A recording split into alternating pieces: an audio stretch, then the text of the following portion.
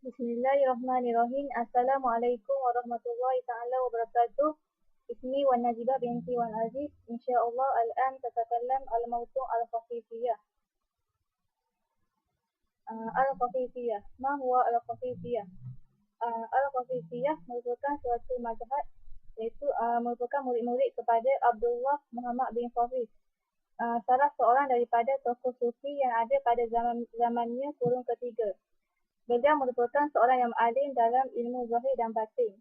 Ilmu zahir merujuk kepada ilmu fiqh, ilmu hadis, ilmu bahasa, ilmu mantik dan ilmu akidah.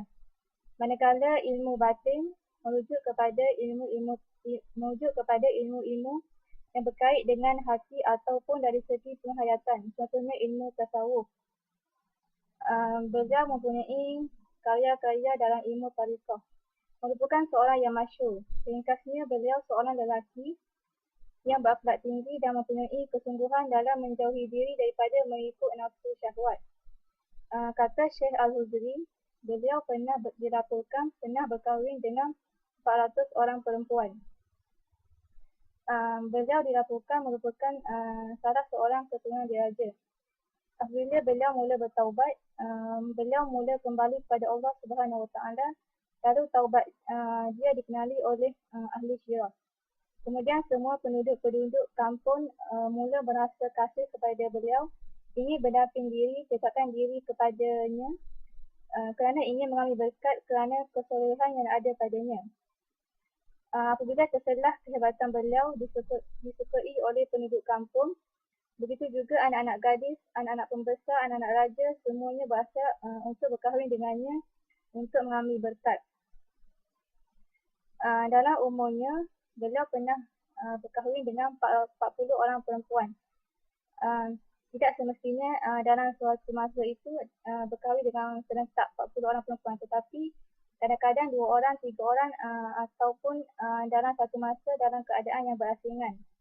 Kesemua mereka, 40 orang itu berkhidmat untuk Syekh ini, menjaga soal makan, minum beliau, kehidupan beliau, dan ada seorang yang berkhidmat dengannya yang menjadi muridnya dan isterinya selama 40 tahun, iaitu anak seorang wazir.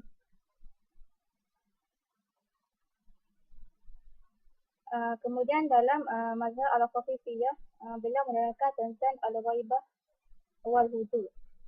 Apa itu al-hudur? Al-hudur ialah al-hudur adalah kehadiran. Kehadiran di sini bermaksud hadirnya hati, iaitu hati berasa hadir dengan yakin, tanpa ragu-ragu dan sangsi. Sehinggakan perkara atau keadaan yang tidak dapat dilihat oleh mata kepala, keadaannya macam berasa atau berada di hadapan kita, semacam dapat dilihat dengan mata kepala. Antara tokoh sufi yang mendahulukan al-hudur di atas al-ghaibah, antaranya mereka adalah Al-Haris Al-Muhasibi, Al-Junaid, Sahli bin Abdullah, kemudian Abu Hafsin Al-Haddad, Hamdun Al-Qasar, Abu Muhammad Al-Jariri Al-Hasari, dan pengasas kepada mazhab Khafifiyah iaitu Muhammad bin Khafif. Kenapa mereka berpandangan bahawa mereka mendahulukan al-hudur berbanding al-ghaibah? Kerana mereka mengatakan semuanya terikat dengan kehadiran, itu al-hudur. Dan al-ghaibah, tidak hadir dari diri, adalah jalan menuju kehadiran, itu al-hudur bersama Allah Ta'ala. Seterusnya al-ghaibah. Apa itu al-ghaibah? Al-ghaibah ini adalah ketidakhadiran. Maksudnya hilang kesedaran atau ingatan terhadap dirinya sendiri, di mana hilang tumpuan terhadap diri sehingga tidak hiraukan perkara lain selain Allah. Dia merasakan kebesaran atau keagungan Allah secara yakin sehingga tidak menyedari terhadap dirinya. Dia hilang tumpuan ingatan terhadap dirinya sendiri, dia tidak hirau dirinya kerana asyik tenggelam dengan makna tauhid yang sedang dialaminya. Di mana contohnya apabila kita fokus pada suatu benda, kita tidak memikirkan keadaan lain. Begitu juga dengan al-ghaibah. kita hilang kesedaran terhadap diri kita kerana kita terlalu ingat terhadap Allah Subhanahu Wa Taala. Dengan al-ghaibah juga, dia tidak menghiraukan perkara yang berhubung kait dengan luaran, iaitu hal ehwal luaran. Sebagaimana kalau Nabi dia maksum daripada melakukan perbuatan yang haram, bila kita sebut Nabi, semestinya dia maksum dari dosa. Begitu juga apabila disebut dengan al-ghaibah. Al-ghaibah ialah hilang kesedaran atau ingatan tentang diri kita.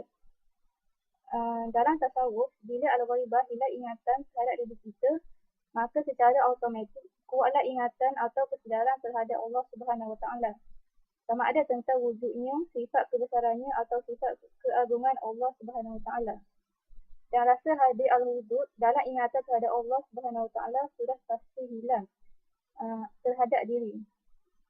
Seolah-olah setiap orang yang hilang terhadap dirinya mesti dia merasakan sedar terhadap kebesaran atau keagungan Allah Subhanahu Wa Taala. Antara ulama yang mendahulukan al-ghaibah berbanding al-hudud, mereka antaranya adalah Ibnu Attar, Husain bin Mansur,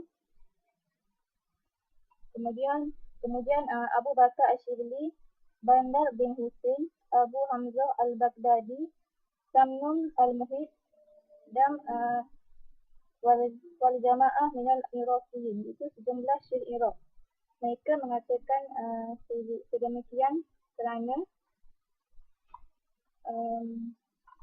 mereka mengatakan hijab yang paling besar untuk kamu sampai kepada Allah Subhanahu Wa Taala ialah diri kita sendiri. Bila kamu hilang perasaan terhadap diri kamu, pada ketika itu akan hilanglah segala kecacatan sifat buruk yang ada pada diri kamu, dan bertukarlah hal diri kamu ketika itu. Pada ketika itu bukan diri kamu sahaja, makan-makan yang tercapai murid-murid yang diridai oleh Allah pun dianggap sebagai hijab bagi kamu. Hal ehwal yang dimiliki oleh setengah orang pun boleh dianggap kecacatan diri kamu. Apabila kita ingin buat suatu ibadat, kita fikir kita buat sesuatu itu kerana orang lain, bukan kerana Allah Subhanahu Wa Taala.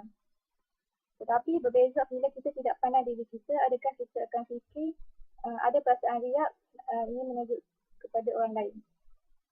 Oleh itu tujuan al-ghaibah nak untuk menyuruh kita hilang perasaan mazlumah pada diri kita.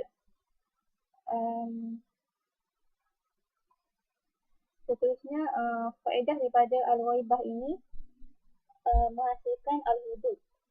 Al-ghaibah tanpa hudud dianggap kegilaan bagi tokoh ahli sufi. Kesimpulan yang kita boleh buat daripada aliran ini ialah al-ghaibah itu sebenarnya al-hudud. Kerana kita tahu al-hudud ialah keyakinan diri kita terhadap Allah Subhanahu Wa Taala. Kita yakin tentang Allah Taala. Dan al-ghaibah ini hilang kesedaran terhadap diri kita sehingga membawa kepada Allah Subhanahu Wa Taala. Dari situ al-ghaibah itu hadirnya al-hudud. Bila tarikan rasa kasih terhadap Allah menyelubungi hati, menjadikan hilang terhadap dirinya, ia jadi sama dengan al-hudud. Jadi al-ghaibah ini hilang tumpuan terhadap diri sendiri. Bila hilang, kita tumpukan ingatan terhadap Allah Ta'ala. Bila tumpuan hanya terhadap Allah Ta'ala, itu yang dikatakan al-hudud. Secara ringkasnya, itu sahaja yang boleh saya terangkan tentang doktrin aliran Sufiyah, iaitu al-hudud dan al-ghaibah. Syukran wabillahi taufiq wal hidayah.